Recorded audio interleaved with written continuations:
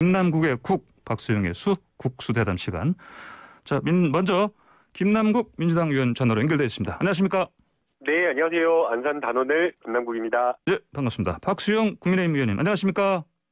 네, 안녕하세요. 국민의힘 박수영입니다. 네, 반갑습니다.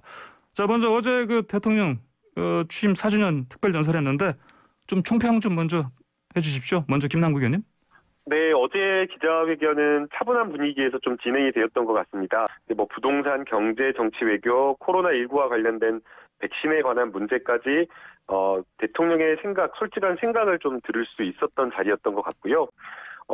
아무래도 좀 굉장히 좀 상황이 어렵지 않습니까? 코로나19로 경제도 좀 어렵고 부동산 정책과 관련된 부분에 있어서도 정부의 실책을 지적하는 부분이 많았는데 이런 부분에 대해서 문재인 대통령님께서 잘못된 것은 정부의 잘못을 솔직하게 인정을 하고 또 부족한 부분에 대해서 더 잘하겠다라는 부분을 차분하게 국민들께 설명하는 자리였다라고 생각이 들고요. 어제 같은 경우에는 비판하는 어떤 질문도 기자들도 절제되게 질문을 해서 그런 점이 국민들 보기에는 이전 어떤 기자회견과는 좀 달라진 모습으로 좀 평가할 수 있을 것 같습니다. 알겠습니다. 자, 이번엔 박수영 의원님 총평 듣겠습니다. 말씀해 주십시오. 저는 국민 눈높이와는 전혀 다른 현실인식을 갖고 계신 대통령님에 대해서 아주 안타깝다 이런 생각을 했습니다. 국민들은 지금 아주 고통스럽고 사실 분노에 절규하고 계신 상황이거든요. 이제 OECD 국가 중에서 가장 빠른 경제 회복을 했다. K-방역이 세계적으로 칭송받고 있다. 일상 회복의 대장정이 시작되었다. 이렇게 자화자찬을 계속하셨어요. 부동산 정책이 약간 반성하는 그 이외에는 겸허한 반성을 찾기가 어려워서 정말이지 국민 눈높이에 맞지 않는 기자회견을 했다. 이렇게 봤습니다. 예, 알겠습니다. 자, 그리고 또 어제 사실 기자들이 그 질문을 할 거라 사실은 예상이 됐던 건데 지금 야당에서는 지명 철회하라는 이제 장관 후보자 3명, 3분에 대한 그 임명 관련해서 사실은 명확하게 하겠다 안 하겠다는 건 이제 밝히지 않으셨지만 그래도 임명 강행 의지를 비추신 걸로 봐야 되지 않겠습니까? 어떻게 보십니까, 박수영 의원님? 예, 이 부분도 저는 국민 눈높이에 전혀 맞지 않기는 마찬가지였다고 생각하는데요. 임혜숙 과기정통부 장관 같은 경우는 배우자와 2딸을 같이 데리고 해외 출장을 갔습니다. 과기정통부가 1년에 27조 원이어야 되는 크다란 예산을 쓰는 곳인데 작은 일에서 나라 돈을 이렇게 함부로 하는 분이 27조 원을 다루면 어떻게 되겠느냐 하는 데 대해서 국민들이 염려를 갖고 있고 박준영 해수부 장관도 1250점에 달하는 도자기를 수입을 했고 8개 샹들리에를 수입해서 또 판매까지 했단 말이에요. 이게 미수를 담당하는 해양경찰청을 담당하는 게 해수부 장관입니다. 이래가지고 어떻게 영이 서겠느냐 이런 걱정이 있는 대통령께서 강행하신 듯한 말을 해서 상당히 크게 실망을 했습니다. 예, 실망하셨다고요. 알겠습니다. 자, 김남국 의원님. 임혜숙 과기정통부 장관 후보자 같은 경우에는 논란이 좀 여러 가지가 있고 해명이나 이런 부분이 국민들에게 충분하게 좀 소상히 전달이 되지 않다 보니까 국민 눈높이나 이런 관점에서 보게 되면 조금 맞지 않는 부분이 상당히 좀 있는 것 같습니다. 그러나 해명 부분도 충분히 좀 들어야 될 부분이 있다라고 생각이 되는데요. 또 특히나 박준영 해수부 장관 후보자 같은 경우에는 도자기 논란이 상당히 심각하게 선정적으로 보도가 되고 있는데 공무원 노조에서는 좋은 후보자다라고 하면서 이례적으로 노조에서 성명을 내면서 지지 성명까지 발표할 정도였고요. 30년 동안 근무를 했는데도 불구하고 모은 재산이 1억 한 6천여억 원, 2억 원이 안 된다라고 하는 것은 공직자가 청렴하게 전문성을 쌓으면서 한 분야에 최선을 다했다라는 것으로 또 평가될 수가 있기 때문에 오히려 또 이런 부분은 저희가 무리하지 않고 좀 볼 필요가 있다라고 생각이 들고요. 후보자의 국민 눈높이에 맞는 아주 철저한 검증은 또 필요하겠지만 그러나 또 해명이 충분하다라고 한다면 능력과 실력이 있는 후보자들을 조금 저희가 임명하는 것은 여야 간에 좀 합의해서 좀 처리하는 것을 도와줬으면 하는 바람입니다. 박수영 의원님께 질문 드릴게요. 방금 해명이 납득할 만한 해명이 있다면은 굳이 반대할 이유는 없다고 보고요. 해명이 납득이 되어서 이미 장관을 하고 계신 분이 산업통상자원부 장관하고 고용노동부 장관이거든요. 두 분은 능력도 있지만 도덕적으로 약간의 문제가 있는 것으로 봤는데 해명이 되었기 때문에 아주 박수도 받고 칭송을 받으면서 장관이 되었습니다. 다른 분들이 그렇게 해명이 납득할 만한 수준에 이르지 않고 있고요. 그다음에 여성 장관에 관한 부분도 과학기술 분야에 여성들이 여러 분 계십니다. 여성이라고 그래서 도덕적으로 흠결이 있는데 가족들을 데리고 외유를 했는데 이런 것까지 봐주면서 여성이라는 이유로 특혜를 주는 건 적절하지 않다고 생각합니다. 예, 여성 장관 후보는 얼마든지 또 있다 이런 말씀이시죠, 그러니까 이민숙 의원 후보 말고요. 알겠습니다. 자, 그리고 어제 문재인 대통령이 청문회 제도 또 일종의 무용론이랄까요? 무한주기다 이런 얘기를 했습니다. 이제 도덕적 검증은 비공개로 하고 정책 그리고 능력 위주로 하자 이런 얘기인데 이 점은 또 어떻게 들으셨습니까? 먼저 김남국 의원님. 네, 저도 이제 그 공감을 하고 있는데요. 예. 장관 후보자나 이런 어떤 고위공직자 후보자를 찾을 때에 굉장히 어려움이 많다라고 합니다. 아무래도 이제 이 인사 검증이라고 하는 것이 도덕적 기준을 맞춰서 검증하는 것보다 때로는 정치적인 어떤 사유나 이유에 따라서 망신주기식에서 또는 낙마를 어떻게든 시켜야겠다라는 그런 어떤 생각으로 어떤 작은 흠결을 잡아가지고 논란을 키우는 어떤 그런 인사청문들이 많다 보니까 이런 부분은 좀 고쳤으면 좀 하는 바람이고요. 청와대와 국회 또 그리고 여론 또 국민 눈높이가 또 상당히 차이가 나는 부분들이 있기 때문에 일관된 기준을 가지고 한다면 네. 인사청문 과정이 훨씬 더 철저하고 그리고 또 국민 눈높이에 따라서 좀 합의에 이를 수 있다라고 좀 보고 있습니다. 네, 박수영 의원님 의견 주십시오.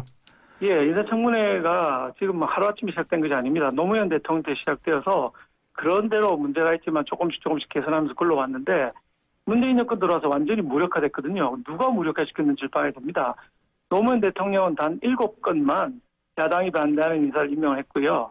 문재인 대통령은 지금 29건을 기왕에 임명을 했습니다. 이번에 하게 되면 30번째를 하게 되는데 이렇게 많은 사람들을 야당의 반대, 여론의 반대에도 불구하고 임명을 강행했기 때문에 제도에 문제가 있는 것이고요. 문제가 나타난 것이고 도덕성 검증을 비공개로 하자고 하는데 도덕성 검증은 지금 청와대에서 비공개로 하고 있습니다. 이거를 제대로만 하면 되는데 예. 하도 여러 가지 비리 종합 세트인 사람을 임명하다 보니까 검증기관인 청와대조차도 이 기준이 느슨해진 게 아닌가 생각합니다. 자신이 없으면 저희 야당에 맡겨주시면 저희가 제대로 검증해드리겠습니다. 아, 예. 그리고 이왕 얘기 나온 김에요. 그러면 혹시 앞으로 이제 청문회를 이를테면 뭐 오전 오후로 나온다든지 아니면 뭐 날짜를 하루 이틀 이렇게 나눠가지고 뭐 하루는 한 번은 도덕 검증, 한 번은 능력 검증 이렇게 나누는 방식 어떻습니까?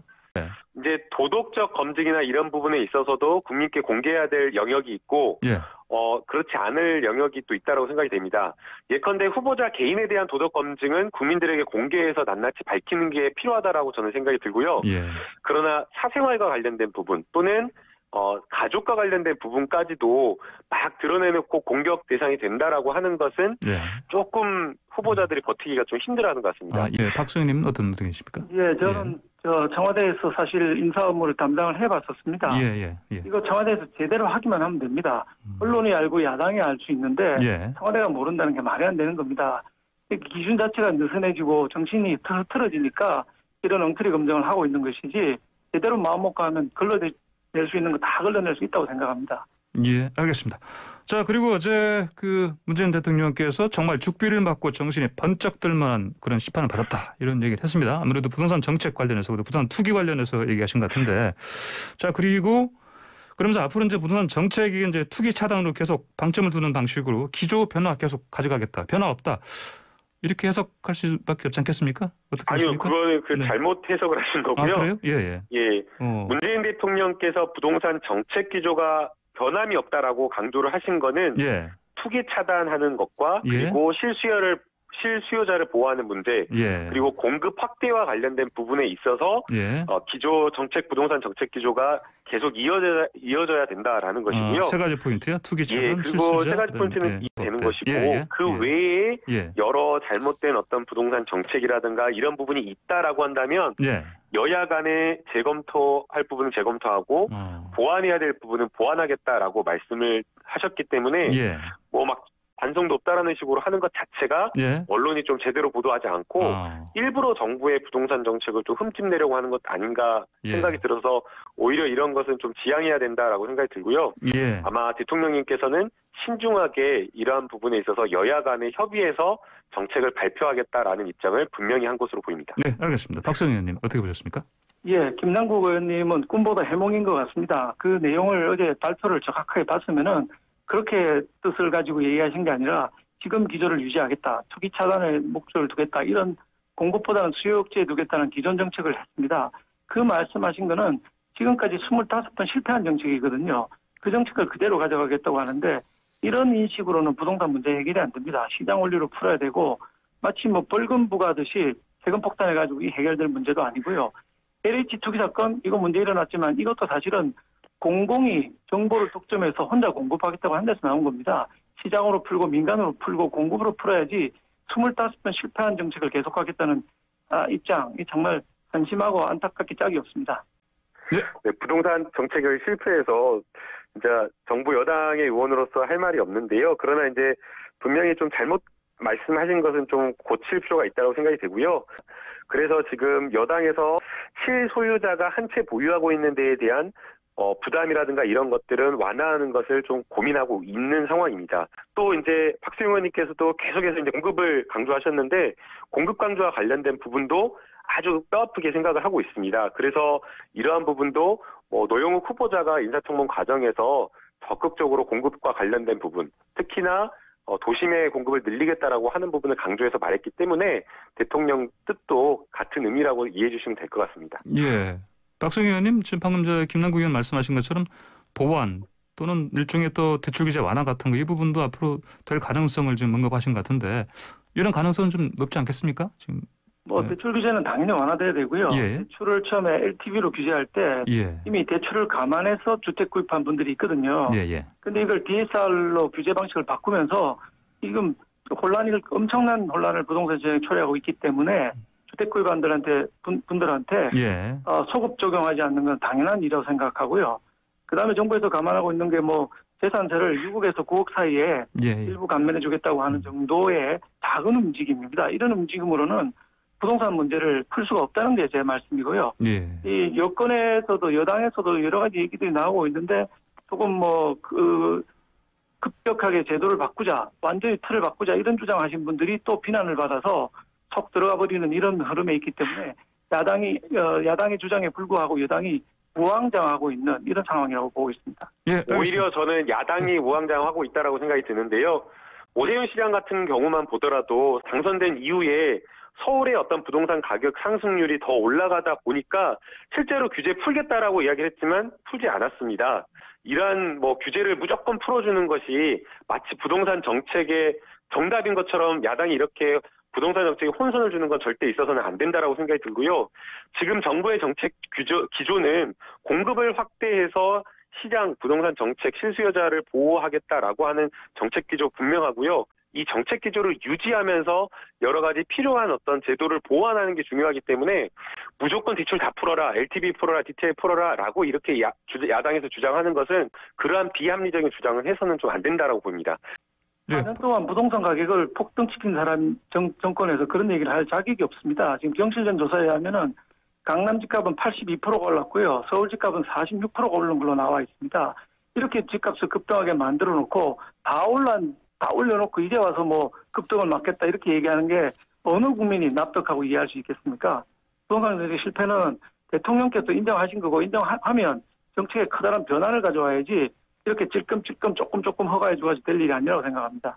예, 알겠습니다. 자, 어제 문재인 대통령께서 지금 김호수 검찰총장 후보자에 대해서 얘기하셨는데 법무차관 했다는 이유로 중립성 의심 납득할 수 없다 이런 얘기했습니다. 먼저 박수현 의원님.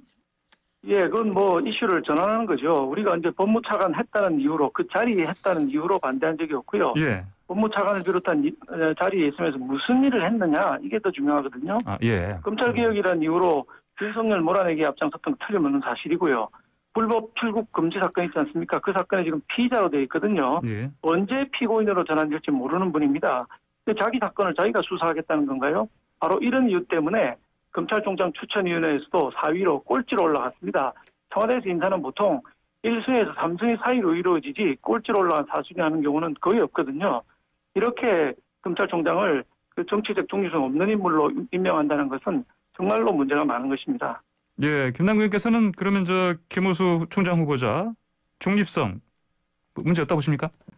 네, 이제 김호수 전 차관이 검찰로 재직하는 동안에 어떤 사건을 어떻게 처리했느냐, 그리고 어떤 경력을 쌓았느냐 이런 것들이 굉장히 좀 중요하다라고 생각이 되는데요. 이제 검찰에서 굵직굵직한 특별 수사를 했던 경력을 가진 대표적인 어떤 특수통 검사입니다. 예. 그래서 뭐 서울에서 형사부장 시절에 근무하는 동안에 연세대학교 전 총장 부인의 편입학 비리 사건을 수사를 하기도 하면서 우리 사회에 최근 화두가 된 공정과 관련된 부분에 있어서 혁혁한 수사를 했던 분이기도 하고요. 2015년에 박근혜 정부에서도 대검 과학수사부 수장을 맡으면서 박근혜 정부에서도 굉장히 공정하게 일을 잘했다라고 평가를 받는 분이기 때문에 예. 검찰총장으로서의 역할 이런 것들을 잘 해낼 것으로 보이고요. 더 이제 자세한 부분은 인사청문 과정에서 좀 철저하게 더 검증할 필요가 있다고 생각이 듭니다. 알겠습니다. 자, 마지막으로 이제 시간이 좀 얼마 안 남아서요. 두 분 한 1분 정도씩만 좀 코멘트 부탁드립니다. 어제 또 문 대통령께서 이재용 그 부회장, 삼성 부회장 그 사면 관련해서는 약간 좀 기류가 바뀐 듯한 그런 느낌이 납니다. 보니까 어떻게 해석하면 되겠습니까? 먼저 김남국 의원님, 1분입니다. 예. 네, 아마 대통령님께서 종격의 사회 각계 계층의 의견을 좀 듣는 것으로 보입니다. 예. 특히나 이제 경제계에서 강하게 사면과 관련된 이야기를 하고 있는 것으로 보이기 때문에 아마 대통령님께서도 그러한 부분을 원칙에 따라서 하겠다라고 하는 기준은 세워놓고 예. 동시에 많은 부분의 국민의 이야기를 좀 경청하고자 하는 입장이신 것 같습니다. 예, 알겠습니다. 이번에 박수 의원님 말씀 듣고 오늘 마무리하겠습니다.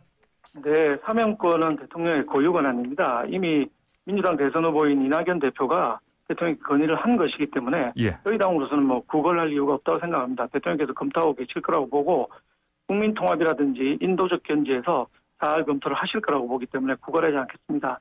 다만 이재용 부회장의 특사 문제는 시중에 지금 특사 플랜이라는 얘기가 있습니다. 특별 사면을 해서 백신 특사로 임명하자는 특사 플랜입니다. 예. 지금 반도체 시장이 바이든이 반도체 웨이퍼 들고 나와서 보여준 것처럼 세계적으로 반도체 전쟁이 벌어져 있고 대만의 TSMC에도 지금 삼성이 조금 밀리고 있는 이런 경향이 있습니다. 반도체 시장 찾아야 되고 백신 찾아와야 되기 때문에 예. 이재용 부회장에 대한 특사는 조금 더 긍정적으로 빨리 신속히 검토할 필요가 있다고 봅니다. 예, 알겠습니다. 오늘 국수토론 여기서 마무리하겠습니다. 두 말씀 잘 들었습니다. 감사합니다. 네, 감사합니다. 네, 지금까지 박수영 국민의힘 의원, 김남국 더불어민주당 의원과 함께했습니다.